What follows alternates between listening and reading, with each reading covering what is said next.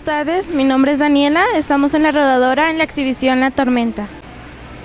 En la exhibición Tormenta me subí ahí y me gustó mucho porque es muy divertido y es poder subirse en familia y porque es muy interesante y te tratan muy bien y es muy padre, muy divertido.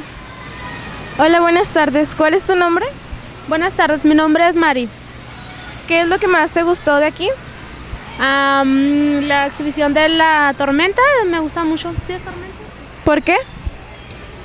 No sé, me gustó cuando entramos en familia, muy padre.